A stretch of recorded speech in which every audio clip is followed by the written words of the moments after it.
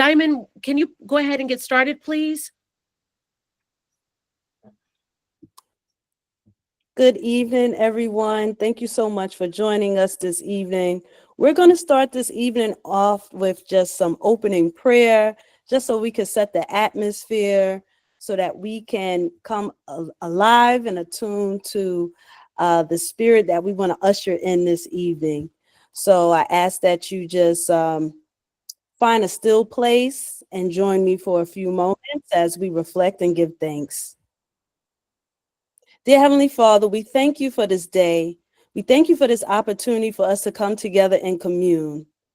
We thank you for everyone represented on this call, name by name, one by one, for every family represented, every scholar represented, every community represented. We thank you. We thank you for the initiative of the Black Birthright program through the Tunstall Foundation. We thank you for every scholar that has come through this program successfully. We thank you for every donor. We thank you for every great thing that is coming this way. For we rejoice and we give thanks for this beautiful day, this beautiful opportunity that we can come together. We thank the ancestors for this moment right here and right now. We thank every moment that has led up to this time, a time such as this. We thank you for blessing us from the crown of our head to the soles of our feet, knowing that we are healthy, we are well, we are successful, we are strong, we are resilient. We give you thanks, we give you praise, we give you honor on this day, and we say thank you. Amen. Ashe. Thank you. Thank you, Ms. Diamond Butler. We will be doing a proper introduction of Ms. Diamond Butler. She's been an intricate and important part of our program since the very beginning, but we will do a proper introduction of our leadership a little bit later in the program. I'm now going to transition to my brother, Stan Tunstall, so that we can begin our libation ceremony. And just a note to our Black Birthright scholars, if your camera is not on right now, please turn it on now. Okay, thank you very much. Go ahead, Stan. All right, good evening, everyone, and thank you for joining us. First, I will start by explaining what libation is and why it is important to us as African people. Libation in African spiritual traditions is a ritual that serves as a metaphor for African spirituality, as well as a way for us to connect to our ancestors. It is a method of bringing forth the energy, presence, and wisdom of our ancestors into whatever situation, space, or circumstance we find ourselves in. The only requirements are water or another liquid of value, and the opportunity to pour that liquid directly onto the ground, a plant, or other designated container. It can be done anytime, any place, and with any number of people. As we acknowledge each ancestor by name, we pour the water and we say, Ashe. Ashe is a Yoruba word, which translates to the power to make things happen. It's similar to phrases like, Amen, I'm with you, or let it be. Before beginning our libation this evening, I'll read a quote from Dr. Kaba Kamene's book, Spirituality Before Religions, to provide more context for us. In it, he writes, Spirit is the energy that keeps us connected to our creator and ancestors. We continue our relationship with our ancestors' spirit by invocating, evocating, and recognizing their presence within us. He goes on to quote Dr. Sobonfu Some, who reminds us, just as parents respond to the needs of their children, when you reach out to your ancestors, they will be with you immediately. They want us to call on them. Our creator and ancestors are always with us, even if we don't call on them. However, when we recognize them, we activate them within us. When we vibrate on their presence, they do not come from the outside to inside of us. They come from the inside to outside of us. When we perform the ritual of libation, we are one with our ancestors. When we acknowledge, accept, and approve those who came before us, we become one with nature. When we respect our ancestors, we unite the community. The ancestors are the energy of the community, and our ancestors exist in the forces of nature, and most importantly, in the children. So now we'll go ahead and we'll pour libation. I'll pour some water, and I'll start by naming the ancestors who were most influential to the creation of Black Birthright. So after I say each name, you all will say Ashe. So now please come out of mute so that as I start pouring the water and saying names, you all can say Ashe. All right. Dr. Amos N. Wilson. Dr. Francis Cress Wellson. Harriet Tubman. Malcolm X. Mary McLeod Bethune. Nat Turner. Dr. John Henry Clark. Marcus Garvey. Carter G. Woodson. Queen Nzinga Ana de Sousa Mbade. James Baldwin.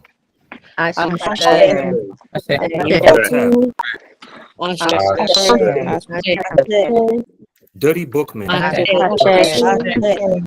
John G. Jackson. Ida B. Wells.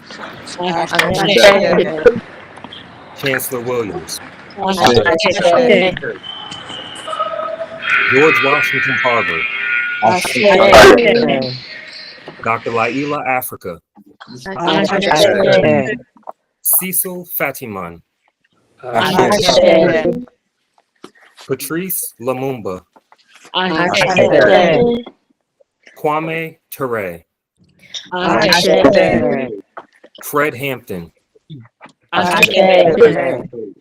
The Honorable Elijah Muhammad. Ella Baker. The Noble Drew Ali. Fannie Lou Hamer. Kwame Nkrumah. Amy Ashwood Garvey. Amy Jacques Garvey. All right. Thank you for joining us in that. Now we will transition to acknowledging the ancestors and our direct lineage. We'll start with the 2024 Black Birthright Scholars, who will each say the name of the ancestor whom they are dedicating their experience to. So once again, after each name is stated by that scholar, please say Ashe as I pour the water. Willa Jean Ellis, my maternal grandmother. Ashe. Frances Jackson, my maternal great-grandmother. Ashe. Mabel Downs, my maternal great-grandmother. Michael Rice, my maternal grandfather. Aaron Henry, my maternal great-uncle. Ashe. Tara Brown, my maternal grandfather. Ashe. All right. So now at this time, you can come out of mute and you all can say the names of the ancestors in your direct line who you would like to call into this space. At the end, we will all say Ashe together as a group. And so now you can come forward and start saying the names of your own ancestors. Charles Tunstall. Ashe. Ethel Louise Blow. Ashe. Thomas Myr- Hughes. Ashe. Myrtle Bailey. Loretta Louis Holmes. Carey. Cecilia Cargill. Anna Garcia. Mary Olive. Shirley Lane. Barbara Harris. James Anderson. Hawkins and Laura Owens. Ashe. Juanita Chisholm. Ashe. Jones. Ashe. Ulysses. Robert Bostick. Ashe. Gavin always said something. He said his grandfather.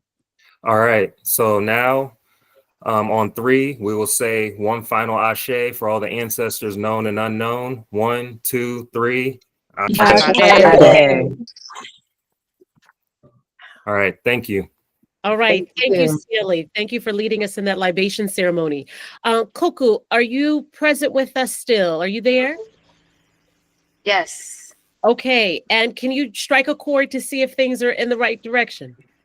Go ahead. Mm-mm. What?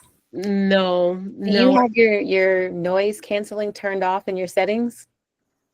Noise canceling? If you go to settings really quickly, you'll be able to turn that off and we should hear it from there. Okay, give me just a moment. I'll take care of that. Okay, noise canceling. Okay, I did that. Yeah, it's off. Okay, can you try again, please?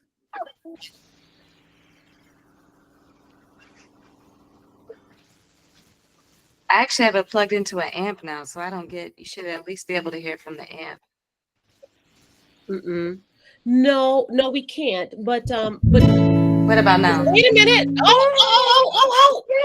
That's what it was. I turned, it was off and I just turned it back on, the noise canceling. So now you can hear it? Yes, we can. Yes, we Okay. can. Praise God. Okay. So, okay, let me go ahead and give you a proper introduction, okay? All right. Great, everyone. This is Koku Ganza. She is a Tanzanian American Afro soul artist, renowned for her blend of Afrobeat, R&B, and neo soul. With a vibrant connection between Dar es Salaam and Brooklyn, her music, often compared to neo soul icons like Sade and Miriam Makeba, embodies the beauty of the African diaspora. As a D'Angelico endorsed guitarist, singer, and songwriter, Koku's sultry sound has captured global audiences. She has graced stages at notable events, including the Umbria Festival in 2019 with Lauryn Hill and Richard Bona. In 2023, her video for Zanzibar was featured at the Women Deliver Conference in Kigali, Rwanda, and she performed at the IATF Creative African Nexus in Cairo, Egypt. In 2023, Koku Ganza released Utamu, the lead single from her forthcoming project, Young Mandazi. This album, set for a fall 2024 release, is a collaboration with acclaimed Accra-based bassist and producer Ne Manse. The project fuses Ghanaian highlife with Swahili and English lyrics, celebrating Tanzanian and Ghanaian cultures. Manse's past collaborations include work with Ghanaian and contemporary stars like Kwabena, Sarkodie, and contributions to tracks such as 5 Star by Adekunle Gold featuring Rick Ross. Koku Ganza's music, deeply rooted in her Tanzanian heritage, combined with Manse's intricate production, creates a rich and culturally immersive experience.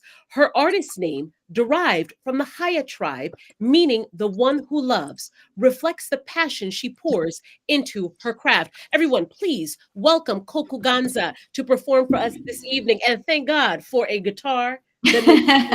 All right, go ahead, Koku.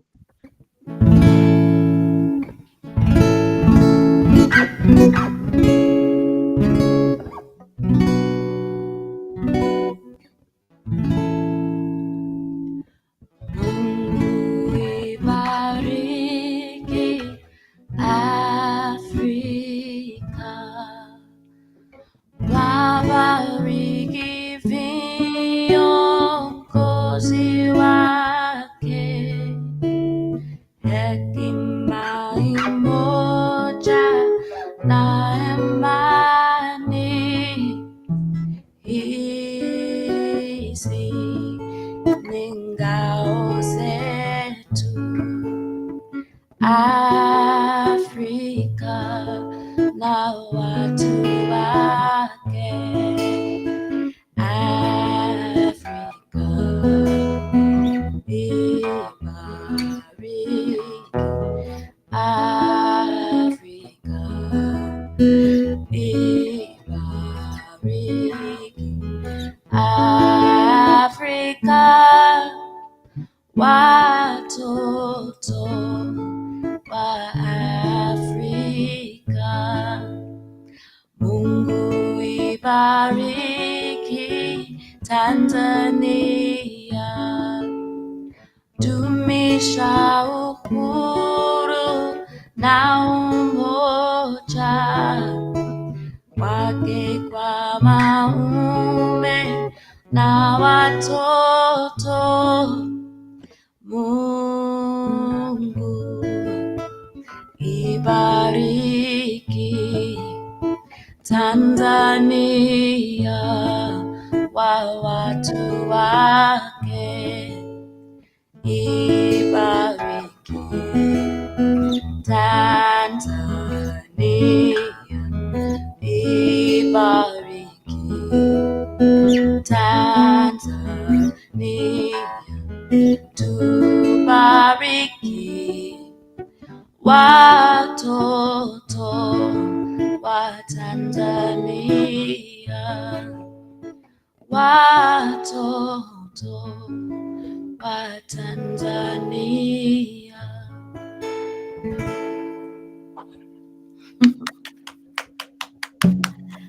Thank you. Asante, as we would say in Swahili. That song is the African national anthem.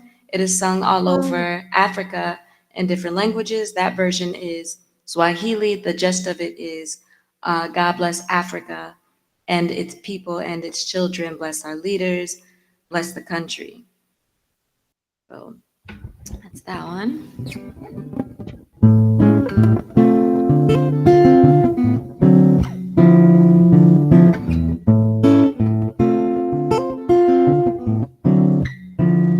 Yeah, yeah.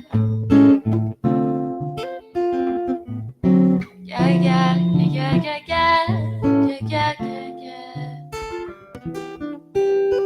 Can you give me another moment of sun?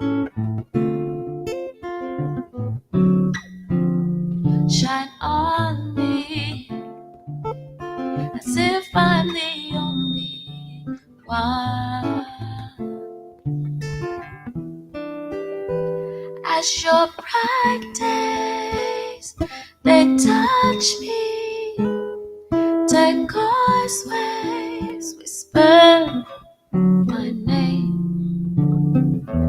Zanzibar, I dare to see your sun, never too much. Feels I find you. Zanzibar, I dance to your spice. Ooh, hold on. It's too much. Feedback.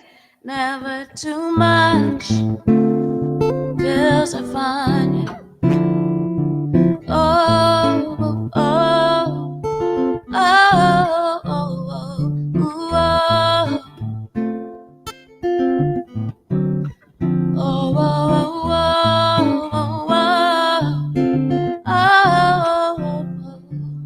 oh,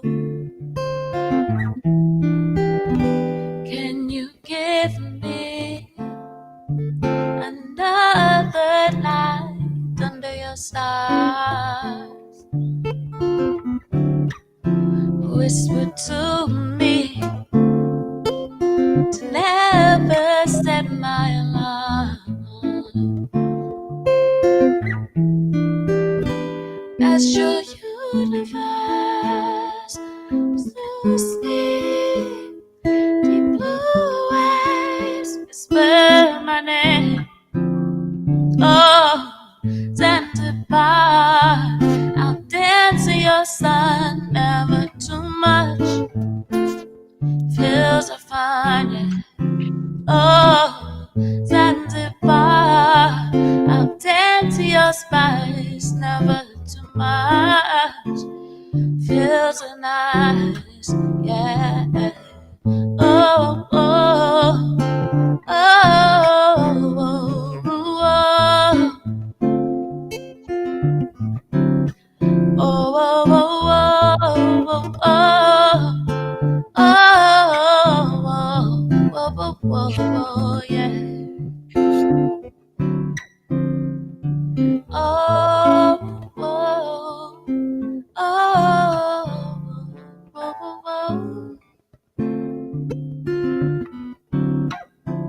yeah. Zanzibar.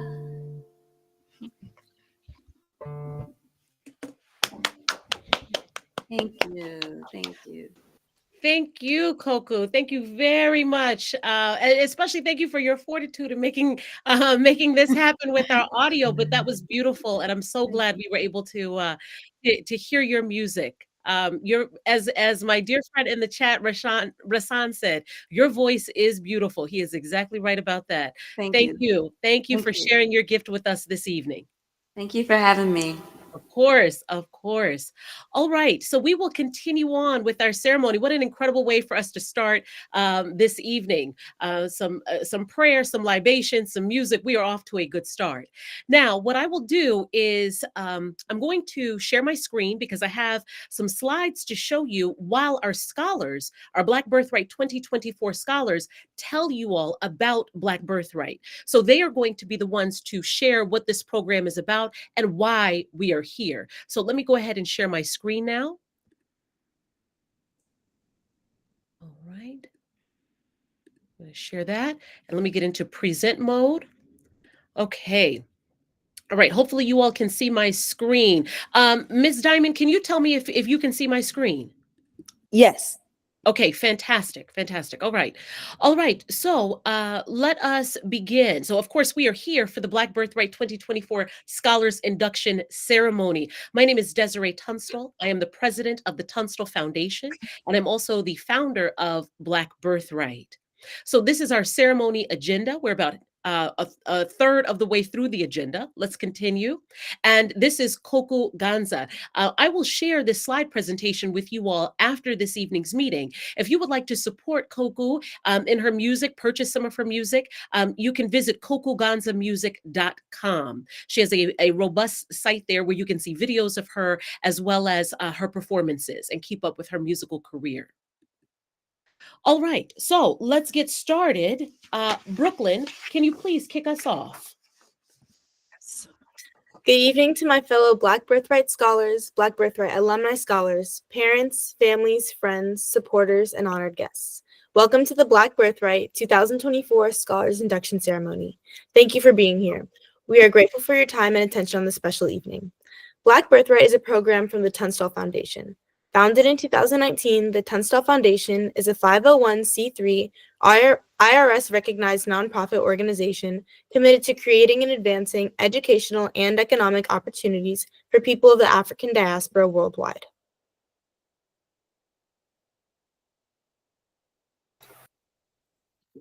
The organization was founded by sister and brother Desiree and Stanley Tunstall Jr. The board consists of Stanley Tunstall Sr., father, Claudine Tunstall, mother, Stanley Tunstall Jr., son, and Desiree Tunstall, daughter.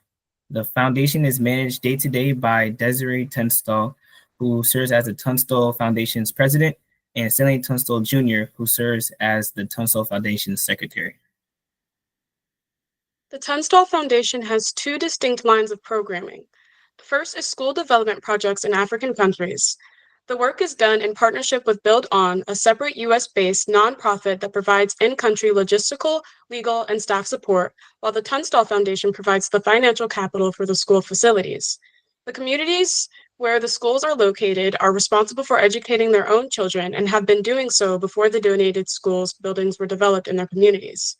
They simply lack the facilities for safe and effective learning, and the Tunstall Foundation, in partnership with Build On, provide the capital to develop those facilities.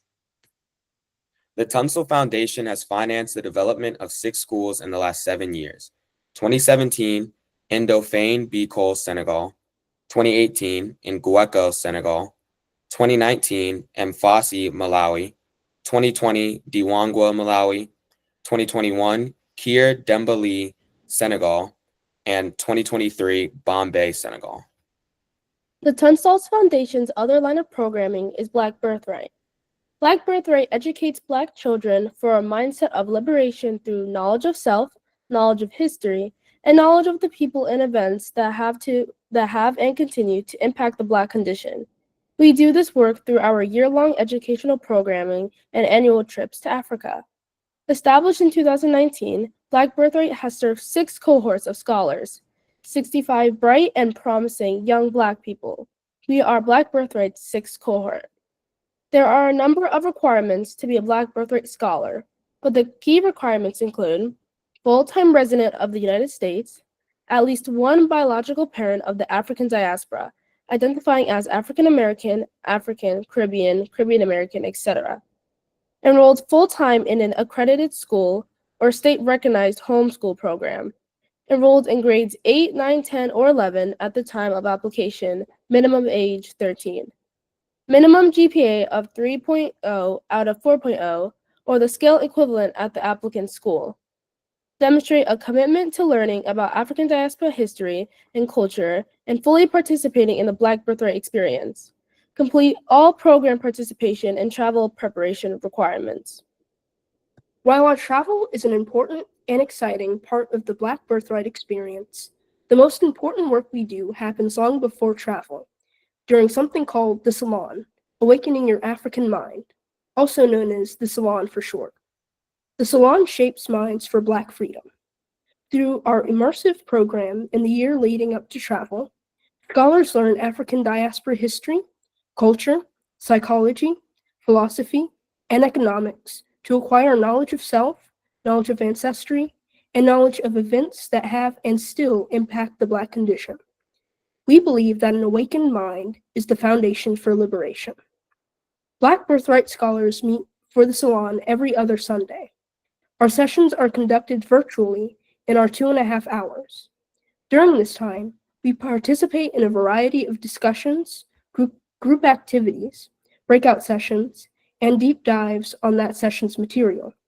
Scholars must prepare for each session with approximately 4 to 6 hours of reading, listening, and viewing. We just completed a group reading of the autobiography of Malcolm X, and this coming Sunday, we will discuss manipulated history and the importance of African-centered education. We will cover the work of Carter G. Woodson, Wade Nobles, Amos Wilson, Louis Farrakhan, and Michael Harriot. Black Birthright is funded through donations made to the Tunstall Foundation and contributions of its scholars towards their annual travel expenses. If you would like to learn more about Black Birthright, please visit our website at www.myblackbirthright.org. Thank you.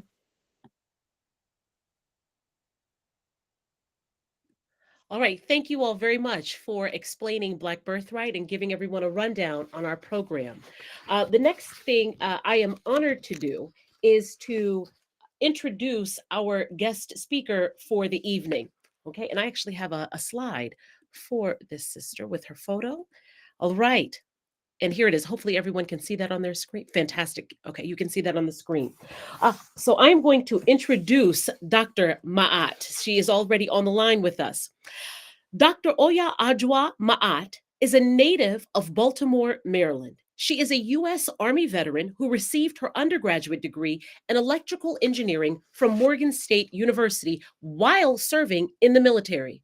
She continued her education at Morgan, eventually receiving a Doctor of Engineering degree.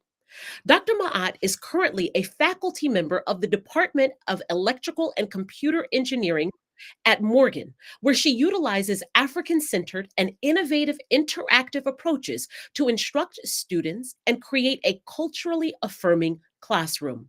She was awarded a National Science Foundation grant to determine the efficacy of these approaches. Additionally, she designs, implements, and directs pre-college to provide families and schools, especially those in underserved communities, with opportunities to expose their children to the technological skills and careers of tomorrow. Dr. Ma'at and her team work diligently to increase the interest and participation of African Americans in STEM and combat systemic racism within STEM education. Dr. Ma'at also aims to reconceptualize engineering for Black people in the 21st century and inspire the utilization of STEM knowledge to advance Black people. Dr. Ma'at is the founder and director of Ed Animate Productions, a company that creates educational programs designed to cultivate the consciousness, character, and capabilities of African children and to affirm their identity, intelligence, and potential. The company offers 3 programs. 1, Meltrek, a multimedia program that teaches children about the history, culture, and achievements of African people. 2, Conscious Ingenuity, an African-centered science, technology, engineering, art, agriculture, and mathematics program. 3, the Asafo Training Camp, a program jointly created by Ed Anime Productions and the Pan-African Liberation Movement that focuses on manhood development in teenage boys, along with the Agoji Training Camp, a program jointly created by Ed Anime Productions and PLM Egbe Oya that focuses on womanhood development in teenage girls. Dr. Ma'at is also the founder and host of Truth to Power Talk with Dr. Ma'at, a platform committed to informing and connecting African people around the world, elevating the voices of Black educators, researchers, scientists, humanitarians, and entrepreneurs, and combating online misinformation and disinformation. Her platform has been viewed by nearly 1 million people. Dr. Ma'at has been featured in 2 documentaries, Buck Breaking, a documentary film about the historic sexual exploitation of Black people globally, and The American Maroon, a documentary about African resistance in the Americas. Dr. Ma'at is the recipient of numerous awards, the UNIA ACL Community Service Award, the ASEE Honorable Mention, MSU Office of Academic Affairs Creativity Award, Inspire Her Award, B1 Education Award, Black Power Award, Tau Beta Pi Engineering Honor Society, Lockheed Martin Scholarship recipient, Society of American Military Engineers Scholarship recipient, and Distinguished Honor Graduate of the U.S. Army Finance School. All of that and some. So I'm going to stop sharing my screen so that we can all see Dr. Ma'at and she can come up and present to us. This sister has been incredibly important in terms of my inspiration. She has been important in terms of the work that we present in front of our scholars. Her videos on her YouTube channel are not just videos that you can watch when she releases them. They are a catalog of information that you can continually access and share with others, because the information that she shares there and interviews with people about there is stuff that we need to know over and over and over again from now into infinitum. So we are grateful for her activism, for her work, and not only for the talking that she does, which is incredibly valuable, but the doing that she does. So we are grateful for you, Dr. Ma'at, and we are so honored that you chose to be with us here this evening. Ashe, Ashe. Thank you, Sister Desiree, for that beautiful, beautiful introduction and just even reaching out. And I just want to say, first and foremost, peace and power to everyone under the sound of my voice. I greet you in the spirit of our ancestors, in the spirit of Ma'at, and in the spirit of Black African excellence. Can we give a virtual round of applause to the Black Birthright initiatives right now? I want to uplift them and honor them in this moment, in this time, and in this space. I also want to give a round of applause to the Black Birthright team for the powerful work that they have done and the work that they are doing. So let's give a virtual round of applause to the Black Birthright team. And then let's give a round of applause to the parents in the villages, right? Because these initiates, they would not be here had it not been for the parents in the villages. So let's give a round of applause to the parents in the villages who saw fit, who saw value in making sure that their children, their child or their children underwent this process. Okay. And I would like to thank the Black Birthright team, particularly Sister Desiree, for extending an invitation to me to speak during this momentous occasion. It is an honor and a privilege to be before you tonight. I want to begin, family, and I know I'm amongst family, so I can talk freely, right? I just want to begin, family, by saying that our goal should be to know who we are in order to advance beyond who our ancestors are. And the reason why I say are, because we believe in traditional African culture that our ancestors are omnipresent. So we don't say who they were, we say who they are. So our goal should be to know who we are in order to advance beyond who our ancestors are and what they achieved. And so in order to do that, we have to do a number of things. However, tonight I will only discuss a few things.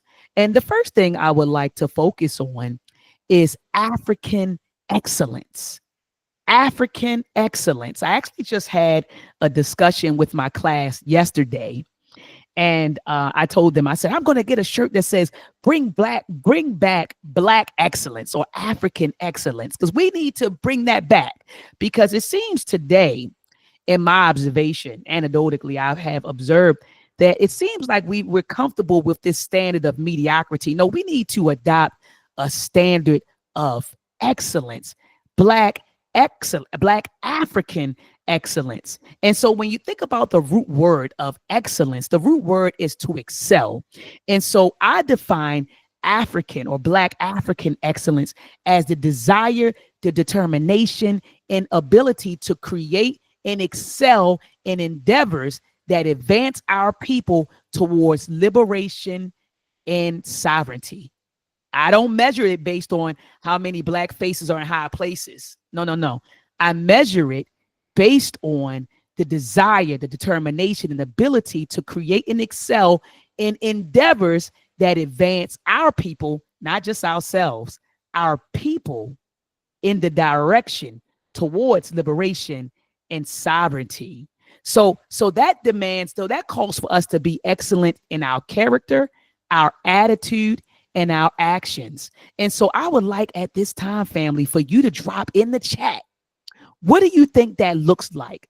What does that look like? What does African or black excellence looks like to you in the realm of action, attitude, and character? And I want to read some of your thoughts. In the words of Minister Farrakhan, he always say, talk black to me. So I want you all to talk black to me right now. What do you think, or what do you view? What does black African excellence looks like to you in character and attitude and action? And I'm going to read some of your responses. I want you to drop that in the chat. Someone said self-discipline, Ashe. Someone said community, Ashe. Someone said knowledge of self and our history, Ashe. Someone said walking proud, community support, investing in our communities, willingness to do the work, Ashe. Black excellence looks like moving with confidence and pride. Someone said love and confidence in our own skin, collective efforts, mindfulness, yes, respecting and honoring our elders, Ashe. Leveraging community assets is excel in STEAM, Ashe. Hard work and dedication. Yes, it says the scholars are here to support, Ashe, everybody. That's right. Unapologetically black. You said finding your VIP status, finding your voice, identity, and purpose. Ooh, I got to take that. That was powerful. Creativity, strong families. Absolutely. All of these are wonderful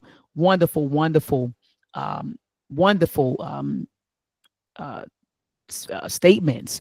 And I wholeheartedly believe that.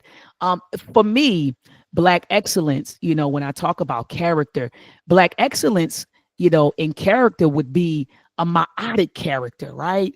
So when I think of a black African excellent character, I'm thinking of a Ma'atian character, right? A character that reflects the 7 principles of Ma'at. Does anyone know? And I know I'm amongst family. So can you drop the principles of Ma'at in the chat if you are familiar with the principles of Ma'at?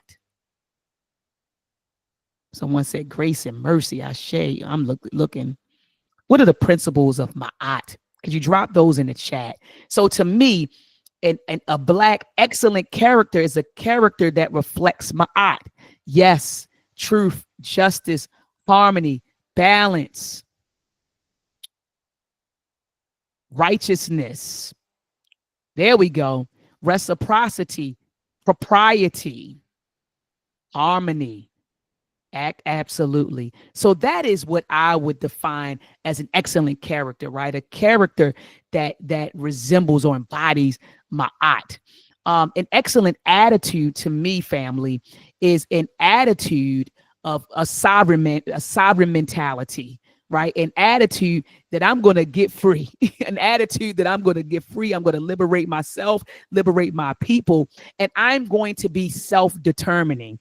And so Dr. Karenga tells us, his principle is Kwanzaa principle, Kuji Chagalia. He defines self-determination as the ability for us to define for ourselves, speak for ourselves, and create for ourselves. And so an excellent attitude would be an attitude, a sovereign mentality, right?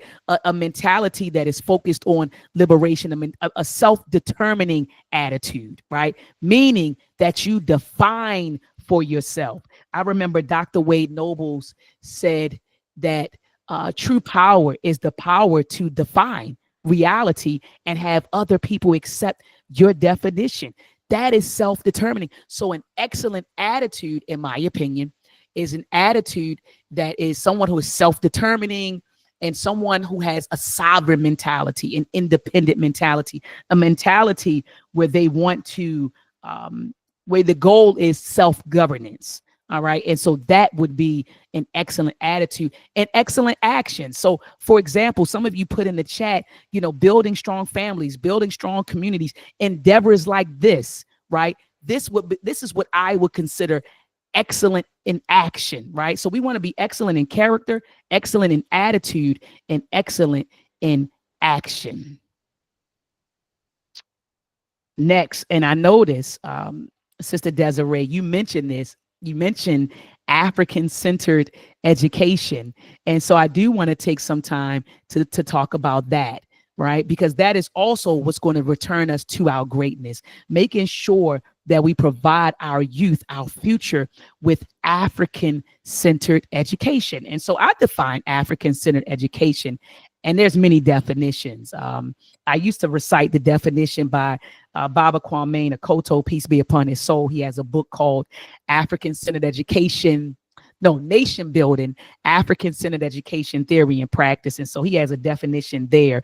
And mine's kind of, it's very similar to his definition, but I define African-Centered Education as a restorative and preparatory educational process created to address the adverse effects of the Ma'afa and miseducation.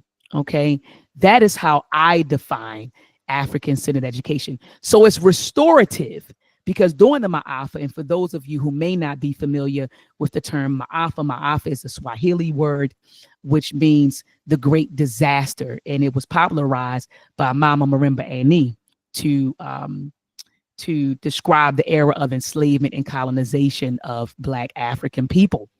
And so during the Ma'afa, we were cut off not only from our families and our communities and our land, but our culture, our way of life, our life systems, our processes, our spiritual systems, right? We were cut off from our culture, our language. Okay, so African-centered education is a restorative process. So it helps us to restore that which we lost during the Ma'afa. And notice that I also said it's a preparatory process. So it prepares us to excel in our current environment. Okay. And so African-centered education is very vital to our healing and to our advancement. And it starts at home. It starts with creating African-centered spaces in our household, making sure that when our children get up and they look around in their household, that they see themselves, they see their culture, and their identity is affirmed. I know in my house, I have the principles of my aunt hanging up. I got an African bookshelf. I have unks and all kinds of stuff, pictures of our ancestors. So having an African-centered environment, making sure that we affirm our children every day when they get up, because when they go out here into society tells them, you ain't going to be this. They don't affirm their intelligence. They don't affirm the way they look. So we have to affirm our children before we even send them out the door. So affirming our children, teaching our children our history, teaching our children our culture. So creating a safe, and I got to add that, a safe African-centered environment for our children, starting in the home, starting in the home. I know that Dr. Kwame Nkoto, in his book, Nation Building, African-Centered Education, Theory and Practice, he talks about how, he says that, okay, so let's say that you don't have an African-centered home, right? And then you send your child to an African-centered educational institution, or vice versa. You may have an African-centered home, but then you send your child to an educational institution that is not African-centered. He talks about how there's a mismatch, right, in culture and ideology. And so your child will literally feel like he or she is being pulled in two different directions. And we see that a lot, like in the African-centered community and or some people say the conscious community. We see that a lot. So we may be instilling, African-centered morals and values and a mindset in our children, and we send them into, spaces where that's not being reinforced, is not being taught, is not being promoted. And so he talks about how the culture and ideology of your home must be in alignment with that of the institutions that serve your child. So having your child in programs like this is wonderful, but we want to make sure that we immerse our children in environments like this as much as possible, starting in our homes. And also, family, making sure that we then send our children to African-centered schools, making sure that they go through, rites of passage programs, right? African-centered rites of passage programs, making sure that they continue to participate in programs such as Black Birthright. Okay. And so what happens again, and I want to go back to this when we talk about that cultural and ideological mismatch. There was a book called Cultural Misorientation by Dr. Kobe Kambon. And he said that, when our children aren't reared in African-centered environments, he said they tend to acquire what he calls cultural misorientation, which is when you internalize too much European content. And so he said, as a result, and not only just him, people like Dr. Amos Wilson, folks like Dr. Naeem Akbar, they said when that happens, our children tend to then acquire psychopathologies that aren't really endemic to our people, okay, as a result of being culturally misorientated. So it's very, very important that we rear our children in African-centered environments. The last point, the last thing that I want to talk about is the need for us to increase our involvement in science, technology, engineering, art, agriculture, and mathematics. I want to say that again. We have to increase our involvement in science, technology, engineering, art, agriculture, and mathematics. I do want to speak specifically about STEM at this time.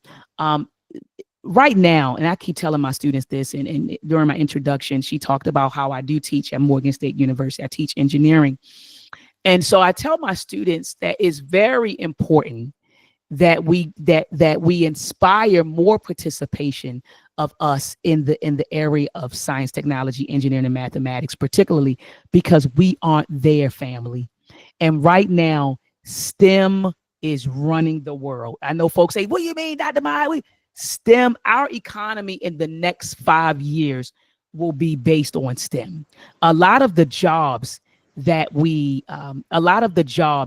think will be around in the next 5 to 10 years will not be around. It'll be a robot doing it, or it'll be AI doing it. And so we have to get our children involved in STEM. Right now, Black and brown people encompass 5%. 5% of scientists and engineers are Black and brown people. Okay. And so that is a problem when you think about the racial wealth gap that already exists, right, between us and white folks. And we know why, right? Slavery, Jim Crow, systemic racism. We know why it exists. But then when you think about how we're not now going into the sciences, right, into engineering, into mathematics, what's going to happen is we're going to exacerbate that racial wealth gap. That is what's going to happen. And our people will be locked out. Our children will be locked out of jobs and careers, which will be driven by STEM. So it's very, very important that we get them involved, okay, in STEM. And not only just for career or for job. Getting involved in STEM gives you skills, critical thinking, problem solving skills. You're able to create for yourself. You're able to nation build for yourself. I tell anyone that any serious discussion about nation building must include STEM. Must include STEM. It must include, well, I'll say STEAM, right? Because we got to be able to feed ourselves, because they say a nation who can't feed itself, that's what Fannie Lou Hamer said, a nation that can't feed itself can't free itself. So we got to make sure that we get involved, okay, in STEAM, family. All right. And so that we can begin to build a nation of our own. That should be the end goal. You know, not to stay here in America and stay under the domination of another group of people, but to be liberated and to be sovereign. All right. And so I thank you, Sister Desiree, for the work that you all are doing.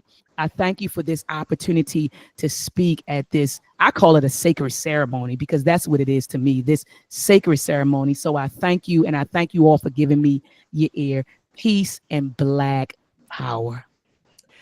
Thank you very much, Dr. Ma'at. Yes, a restorative process, a preparatory process. That is an excellent way to summarize that. And we are working diligently to deliver an African-centered education to these scholars. I'm also going to, towards the end of our session today, make some announcements about Dr. Ma'at's programming so that you all can get involved in what she offers. I'll have some websites up available, as well as some announcements about things that are happening towards the end of this year with a STEM camp that she offers. All right, so let's get into introducing these 6 scholars. All right, I'm going to share my screen once again, so let me go ahead and do that. All right. All right.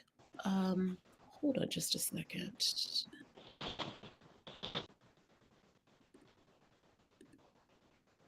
Okay.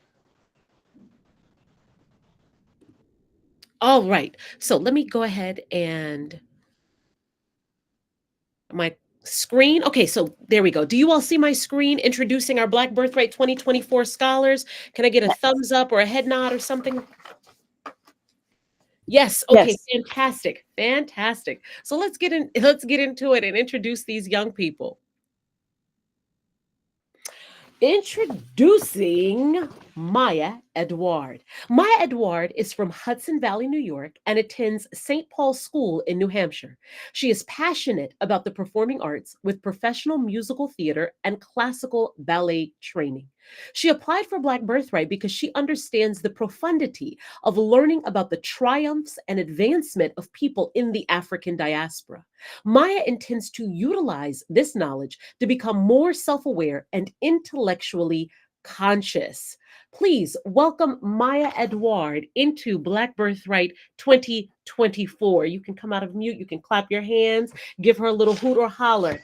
Congratulations, Maya. Go Maya, go Maya. Yes, Maya. Oh, Maya. Welcome, welcome. Congratulations. Congratulations, Maya. Congratulations. Congratulations. Maya. Thank you. Thank you very much for that, everyone.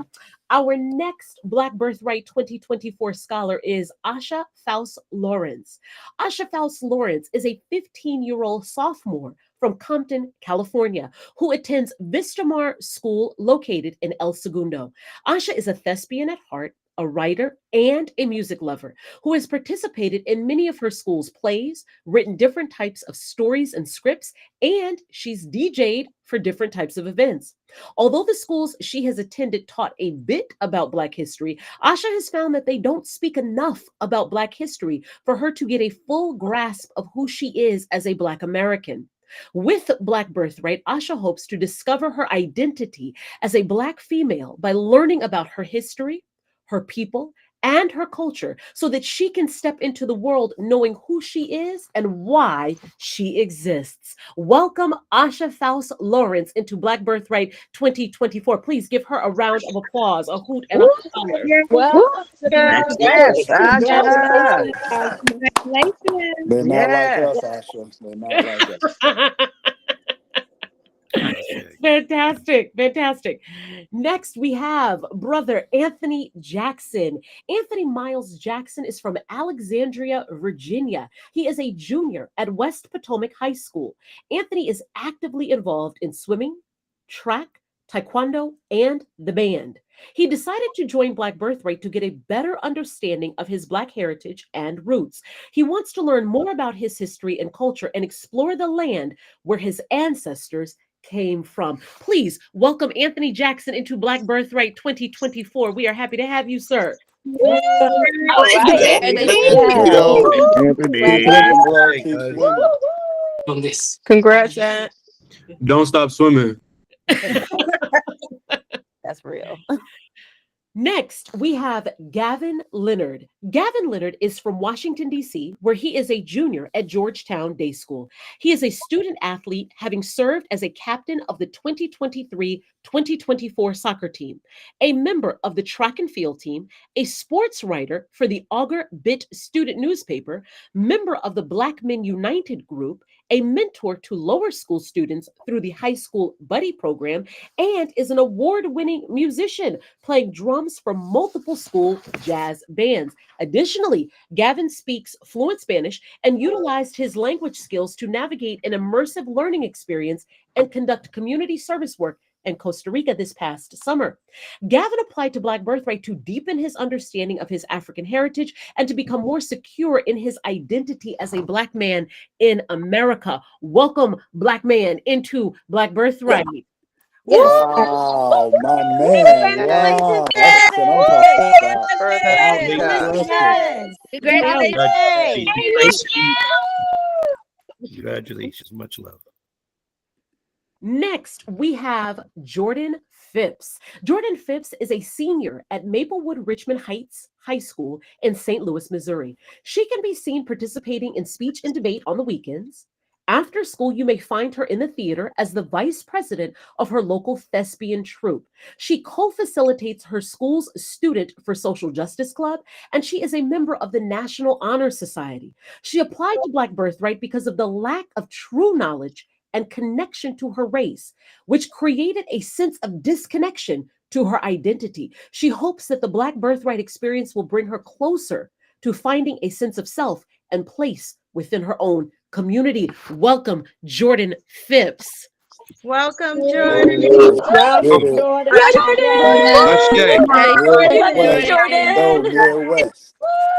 Yay, Jordan. Next, we have Brooklyn Worthy. Brooklyn Worthy was born in Los Angeles, California, and currently resides in Silver Spring, Maryland. She is a current sophomore at Murray School, where she enjoys being a member of Black Girl Magic and the Black Student Union. In her free time away from school, Brooklyn enjoys playing volleyball, going to concerts, traveling, and spending time with her friends and family, especially her dog, Devante. Brooklyn looks forward to this opportunity as it will allow her to discover more about herself and the world around her from an Afrocentric perspective. She is so grateful to be a part of this year's cohort. Welcome, Brooklyn Worthy, into Black Birthright. Welcome. Let's go, Congrats. Congrats. Yes, Welcome. Brooklyn. Love you, Brookie. Thank you all very much. Those are our 6 Black Birthright scholars. So please give them all a hand. Maya Edward, Asha Faust Lawrence, Anthony Jackson, Gavin Leonard, Jordan Phipps, and Brooklyn Worthy. Please give them a round of applause. All right. Congratulations. Thank you. Thank you all. Thank you all for being so enthusiastic on this Tuesday evening. I want to spend a moment sharing a little bit about the Black Birthright leadership team. Our organization is the people you're about to see on these slides. And that's it. That's it. There's no back office. There's no, there's no team in the wings. These are the folks who are powering this organization, and they do it in the spirit of volunteerism, because the Tunstall Foundation nor Black Birthright have any paid employees. We are doing this work from from a labor of love to bring forth this programming for these Black students. And it is important that we acknowledge the folks who make this thing go round. The first person I'm going to introduce is Claire Fouché, who is a Black Birthright 2020 scholar. She's an administrative intern. Claire was a part of our second cohort of scholars. I'm just going to share a little bit about her. She is a Black Birthright 2020 alumna. She currently serves as an administrative intern for the Tunstall Foundation. She's a third-year philosophy student at the University of California, Berkeley. Born and raised in Sacramento, California, Claire enjoys traveling and experiencing live music whenever she has a chance. Claire has now gone on 3 separate trips with Black Birthright. She traveled with us to New Orleans when we went in summer of 21 because we were not traveling internationally at that time due to some pandemic overlay.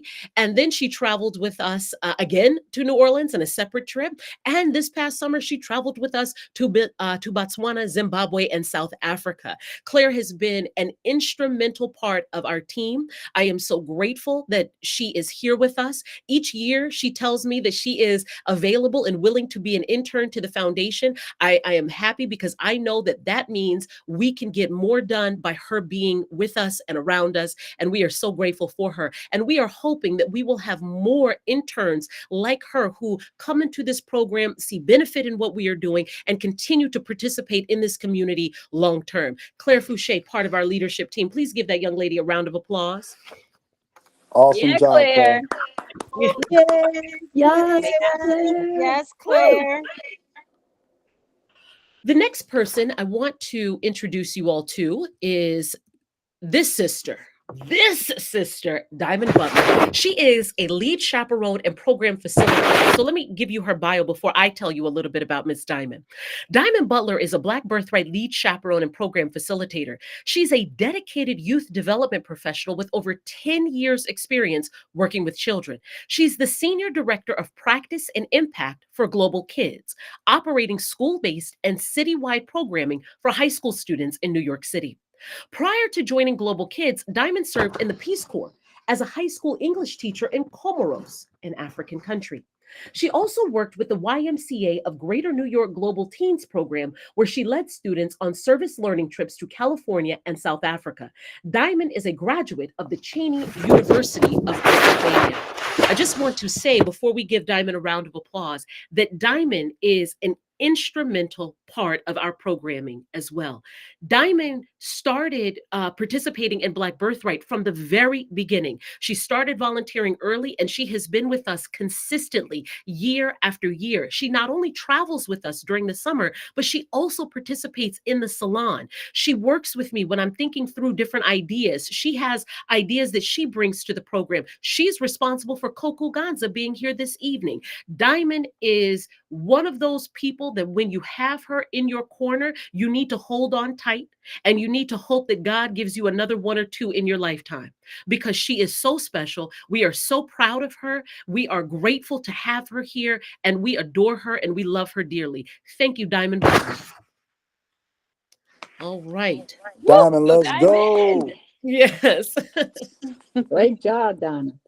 All right, next we have my brother, Stan Tunstall. Stan Tunstall Jr., my younger brother, 6 years my junior, is the co-founder of Black Birthright and the Tunstall Foundation.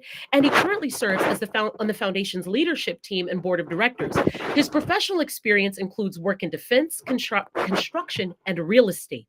He has tutored elementary and high school students in reading and math. Stan was inspired to co-found Black Birthright after recognizing the need for African-centered educational opportunities for Black students. He's a graduate of the University of Virginia and holds an MBA from NYU Stern School of Business. Stan resides in Virginia with his wife, Christina Tunstall, and their son, my dear nephew, who will be 1 in just a month. I am so proud that my brother is a part of the Black Birthright community. Him being involved in what we are doing has enabled our relationship to grow and to flourish in ways that I would not have imagined. And I am so grateful that we have been on this journey together, that we continue showing up for each other, and that we continue putting forth our best effort in order to make Black Birthright a reality. I love you very dearly, Stanley, and I am so grateful for the leadership and the investment that you continue to bring to what we do. Okay, so Stan, what up, bro? Let's go. Yes, thank you. Thank you. Thank you. So I have two special people I'm going to introduce. So I'm going to introduce one and then I'll go back and introduce the other. We need to talk about our alumni, Black Birthright alumni speakers. When students come through Black Birthright, it's special because when they come through Black Birthright and continue to participate in the program, it's very special because it tells me we got something right. There's something about what we were doing that these young people want to stay connected to who we are and what we've got going on, because their attention can be in so many places. And the fact that they continue to show up, they are interested, they are engaged. I saw Chase Matthews in the chat this evening. Chase, brother, you are a Black Birthright 2021 scholar. It's so good to see your name in the chat. It is great to be here. There you are. There you are. Hey, Chase.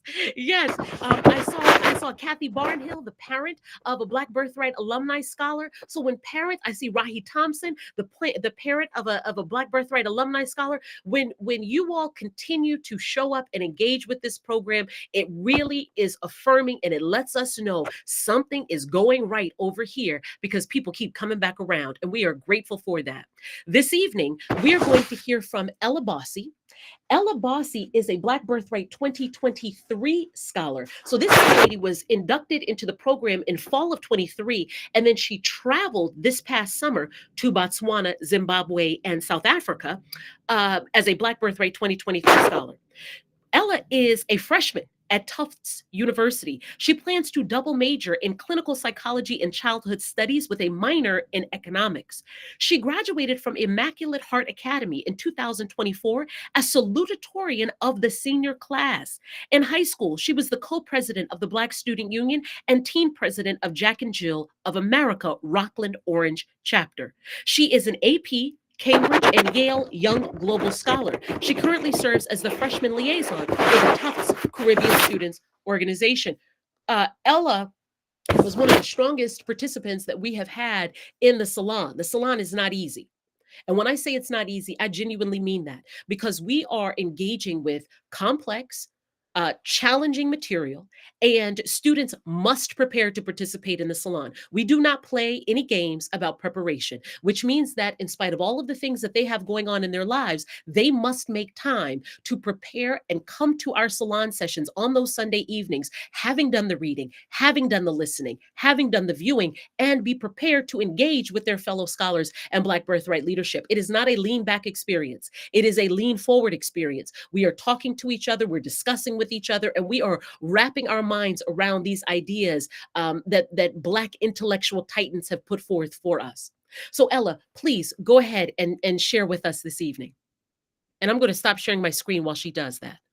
Thank you. Good evening, Black Birthright scholars, parents, family members, friends, donors, program supporters, and esteemed guests. It is a profound honor and privilege to have the opportunity to share my experiences as a Black Birthright 2023 scholar with you. First, I would like to commend this incoming cohort of scholars for taking ownership of your future. By applying to this program, you have all shown the exceptional dedication, hard work, and resilience needed to shape your own success and make a meaningful impact on the world.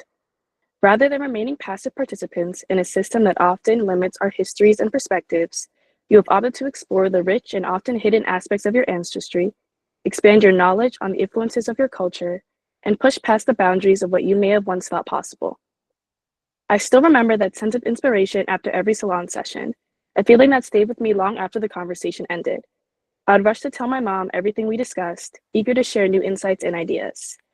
I found myself using this new knowledge to more deeply interact with school materials, class debates, and even casual conversation.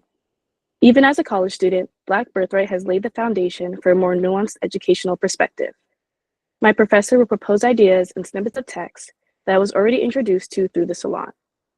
I believe the salon not only allowed me to access a wealth of diverse perspectives and information, but also helped me curate abilities to think critically, listen actively, embrace new ideas, and question the world around me. The trip itself was an amazing experience. I was able to try a variety of delicious foods, partake in African dance and customs, and build relationships with my cohort and the different communities in Habarone, Labaste, Kasane, and Akavango Delta. Everywhere we went, we were welcomed with warmth, and I still keep in touch with people we met in the schools and during tours. My time in Black Birthright has left an indelible mark on my heart. The bonds I made, the lessons I learned, and the experiences we shared are things I will carry with me forever. I deeply admire all the time, dedication, and sacrifice that have gone into making this program possible, and I know its impact will continue to inspire and shape each cohort of scholars. To everyone here, thank you for supporting this journey, and to the incoming scholars, your future is bright, and I'm honored to be a part of this shared legacy with you. Thank you, Ella. Thank you. Please give this young lady a round of applause. Thank you, Ella. Thank you. Oh, and Kenyon is here. Hey, Kenyon, another Black Birthright alumni. It's so good to see you all here. I'm going to introduce our second alumni speaker, and he will be our second and final alumni speaker. Niall Borja, hailing from Brooklyn, New York, is a sophomore attending Howard University. He majors in international business with a projected minor in TV and film. As a full-time student, Niall keeps himself busy with several extracurricular activities. Among them is content creation, which feels almost like a second job because he creates social media videos for 3 separate organizations on campus. In his spare time, Niall enjoys biking for miles and exploring the cities he bikes in, as well as songwriting and creating poetry, all activities which support his mental health. Niall, please come out of mute and share with us this evening. Yes, hi, good afternoon, everyone. First, I want to say thank you to the Tunstall Foundation for inviting me out again. It's honestly a really big privilege for me to be on this Google Meets call right now. Kind of shedding light on my experience for Black Birthright. It's amazing seeing you guys' face again, hearing your voices. So my name is Niall Borja. I am a sophomore international business major from Brooklyn, New York. That is my Howard intro. So, that's, something we all do here at Howard. Yes. I'm sorry? Yes, Bison. Yes, Big Bison. I am a part of the 2021 to 2022 Salon cohort. At this time, I was a junior in high school, transitioning to my senior year. At this time was a major point of growth for me, especially coming out of the COVID pandemic. So you can kind of imagine how my life was kickstarted after the pandemic, coming into the Black Birthright Salon cohort, and then traveling to Africa the year after. This is my first time taking classes outside of school, classes that had a structure to it, lessons that felt like there was strategic planning to ensure that we got the most out of our time. A curriculum you can tell was homemade. Of course, what came with the lessons was the course content, which was absolutely mind-blowing with the amount of history that's been stripped from our textbooks in school. During the salon, I was actively making a real-time comparison to the history class I was taking in the 11th grade. And sure, we were learning about slavery, how it impacted society, and major activists like Harriet Tubman, Malcolm X, MLK, Du Bois, but I guarantee you, no one knew who Kwame Ture, right? Right. Kwame Ture was, who Amos Wilson, Carter G. Woodson, and etc. These are all like profound, powerful Black figures that we learn about throughout the salon, and people who I've never heard about, anyone who I ever mentioned to never heard about. And it goes to show the lack of Black representation there is in the textbooks that we receive in the DOE. I remember doing some of the deepest dives on these important Black figures because of the salon, and learning so much more about the lost historic events that, like I said, a traditional class setting would never address. We were even tasked with reflecting on our lessons by going back to the coursework and seeing how they connect to our day-to-day lives and why things are the way they are in the present. I frequently found myself comparing my original knowledge to what I ended up learning throughout the salon and how much I didn't know about my own history. And this was especially reflected when I was introduced with what felt like a whole different world when I was really at home. Through the salon, we were encouraged to raise money for us to go to Africa for a lower cost. This was through an app called Double Good. We sold popcorn, and you receive a certain amount of money depending on how much you sell. I was fortunate enough to raise money for me to almost travel at no cost, which was amazing. When it came time to travel to Senegal, I was flooded with emotions. Like, you can imagine packing a suitcase to a foreign land in which history says you originate from. That alone got me fired up to take one of the longest flights of my life. From the time I was finally able to meet the people I've been speaking to on Zoom for the past 2 semesters to the time we touched down in the motherland, the Tunstall Foundation made me feel like I was in a family. The amount of extensive care me and my salon cohort received was unlike any school trip I ever taken.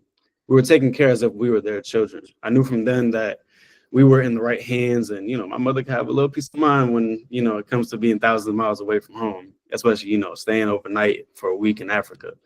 A land that no one in my entire family has ever touched before. And so landing into Africa, I already knew that we weren't going to be the normal tourists visiting major landmarks and enjoying nightlife, etc. We're more on a beautiful educational retreat. A retreat that made the experience feel more personal and connected to the land. As I was in Africa, I felt a genuine connection with the culture and even the people. For example, we visited a village far out from the rest of civilization where they welcomed us and made us feel at home, even with the limited resources. I will never forget, as we were walking out, all the kids were, swarming us, surrounding us. And, I had to take out my phone, and I was just like, everyone say hi, and, they actually waved. And it was one of the most adorable and heart-touching moments I ever had with our people. Something I would never forget. Apart from the village, for the life, we went on a boat ride through a massive lake.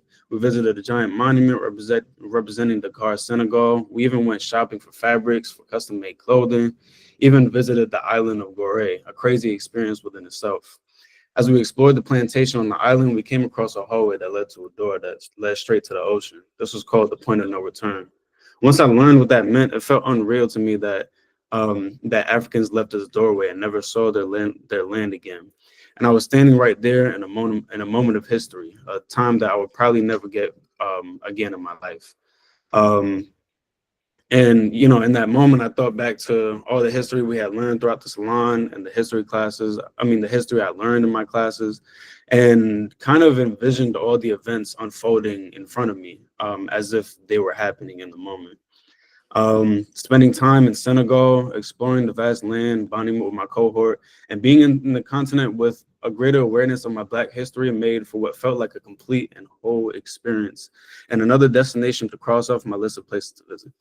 I was so thankful for this opportunity that I made a whole reel about it on Instagram. I think you guys even posted it on your guys' Instagram. It really goes to show how extensive and seriously this program takes Black history. And I believe it even helped me get to where I am now at Howard, because I did write about it in my essay. And it has a very comfortable spot in my resume. And so overall, the Black Birthright Salon will definitely equip you guys with an entirely new perspective on Black history and what it is, what it means to you, and how it relates to the world around us. So please, take the lessons that you guys learned in the salon and really cherish them, because there are moments throughout the salon and on your trip that you will never forget, and you definitely want to get it on film. So take your phone out, take some pictures. Thank you, Niall. Please give Niall a round of applause. It is so good to see you. There you go, Niall. Yes. All right, everyone. I told you all that in my initial invitation email that today's ceremony would end at 9:45 Eastern. It's 9:53, so we are 8 minutes behind. I need you all to stick around for 7 more minutes, and then we will be done. I need seven more minutes from you all, and we will be done. Okay. And I appreciate you all. You all being here on a Tuesday evening. I know folks have school and work and so forth tomorrow morning. Let me just share a few things before we get out of here. So I have a couple of announcements to make, but I also have some thoughts that I wanted to share with you all. So first of all, thank you all for participating in this evening's ceremony. We appreciate your time and investment in these scholars and in Black Birthright. There is a war for attention outside, and we are so pleased that we won that war for your attention tonight. As we close, I want to share just a couple of brief items. Up until this year, 2024, Black Birthright scholars paid anywhere from $500 to $1,500 to participate in Black Birthright. That's it. Meaning those scholars received an entire year of educational programming and an international trip to Africa for that price. We've never been funded by the government. We've never had corporate sponsors. We've never received grants or anything of the sort. We were always funded by individual donors, and we had just enough money to run our program from one year to the next. So no endowment, no heavy operational overhead, no salaries, none of that. But earlier this year, in 2024, something happened. We did not receive the donations required to fund the program during the 24 to 25 school year, including going on travel in summer 2025. And we had a decision to make. Do we close our doors or do we change our funding model? Which was a very difficult decision. And we decided to do the latter. The 6 young people who have been inducted into Black Birthright are each responsible for a $6,800 program fee. The Tunstall Foundation is still subsidizing the overall cost of this program, but in order to exist as an organization, for this institution to continue being an institution, we had to ask our scholars and their families to make a much greater financial contribution than we ever have in the past. And here's where you all come in. You're likely here to support one of these 6 young people. If you have not donated to their individual fundraising campaigns, because each of them have individual fundraising campaigns where they're asking family members and friends and school leaders, educators, friends of parents and so forth to donate to their program fee. If you have not donated to these young people, please do so.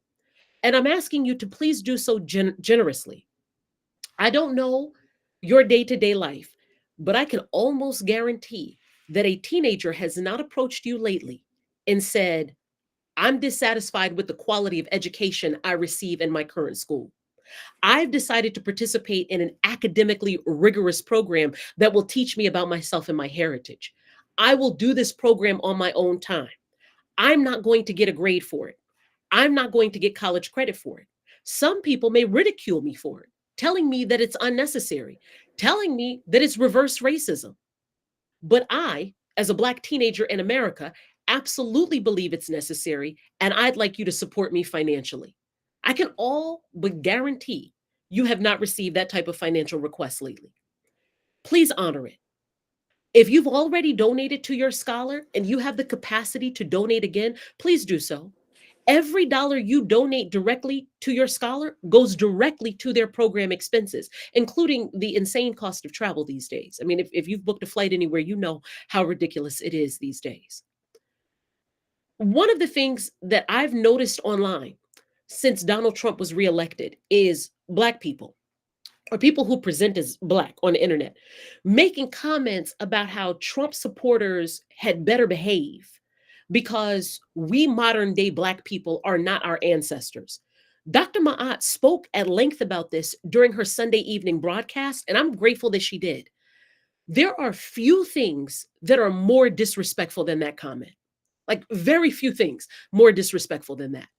But what it really demonstrates is a profound ignorance of the varying, multifaceted, creative, self-sacrificing ways that our ancestors protested oppression at every turn. But what it also represents and demonstrates is a tragic underinvestment in Black history education. And while these schools that our children attend may pick up a Black History Month topic here or there, they may even offer an AP class on the topic. We cannot and should not expect that our current schooling system educate Black children into consciousness, into African-centeredness, into liberation. It's not going to happen. It's not going to happen. I cannot emphasize this enough. It is not going to happen. Does this mean that you should not push your school to have representation in the curriculum? Of course you should. Of course you absolutely should. You should call them to task to make sure that they have that representation in the curriculum. But I am telling you that there are elements of Black education that will never be delivered in those classrooms. The things that these students are learning in the salon. And the reason I know that is because it is antithetical to the nature of empire. An empire is not going to voluntarily relinquish its power by educating the very people positioned to challenge it. They're not going to do that for poor and middle class white children, for Asian children, for Latino children, for indigenous children, and they definitely aren't going to do it for your Black child. So we have to invest in our children. And I mean, invest beyond thoughts and prayers, beyond well wishes, beyond I'm rooting for you. We have to put forth our time and our financial resources if we have any expectation of these children. Because an unreasonable, misplaced expectation is nothing but a fantasy. And over here, we're not about the business of fantasy. Black Birthright is educating Black children for a mindset of liberation because we fully expect that they will lead the charge for Black progress. They will build the businesses and enterprises that support their communities. They will own the land on which the people live and the resources are available needed to survive. They will control and manage the boardrooms, set corporate responsibilities that align with the needs of their people. They will stand at the front of classrooms and lecture halls and educate future generations of Black children into freedom. They will serve in political office and address the needs of their people. They will use their financial resources to fund our movements. They'll live in community with each other. They'll operate in good faith with one another. They will be a shining example of what happens when you take a promising, bright Black child and invest in an African-centered education. What an extraordinary product you make from that. That is what we expect of these children after having participated in this program. And you should expect that of them too. So please make sure that you support these young people, support them in this journey. Okay. Now, I mentioned I was going to give you all some websites and some announcements. So I had to just say that a little bit about supporting the program. Okay. All right. All right. Okay, now let me share my screen. Share my screen. Okay, so let me share my screen briefly. All right, so here's our website, myblackbirthright.org. Now, this second website, UACI STEM Camp. Dr. Ma'at is responsible for creating and disseminating a STEM camp. That camp will happen in late December, basically during the week that most students are off from school. Please visit UACISTEMcamp.com in order to register your child or share this program with someone else whose child could benefit from participating. Dr. Ma'at also has a series. This is a fully produced animated series called Meltrek 365. That's the third website that you see there. You can go to that website and purchase episodes of Meltrek 365 to teach your children about African-centered history. So basically history from an African-centered perspective. We also have Koku's website here. And then the last thing I want you to see is coloculture.com. This is something from Black Birthright. Excuse me, from the Tunstall Foundation. These sashes, you see our scholars wearing these sashes, like our scholars, our team, we have these sashes on. These sashes were produced by our talented team of tailors in Senegal. And we have built a business with these sashes. We sell these sashes to individuals. We sell them to student groups, universities, high schools, basically any Black person who is interested in representing their heritage on their special day. You can visit coloculture.com to see our products, to purchase directly from our website. We'll ship them directly to your home. Or if you say, I have a group of students who need sashes, you can contact us either through the website or you can contact me directly. Everyone here has my email address just by virtue of you registering for this meeting.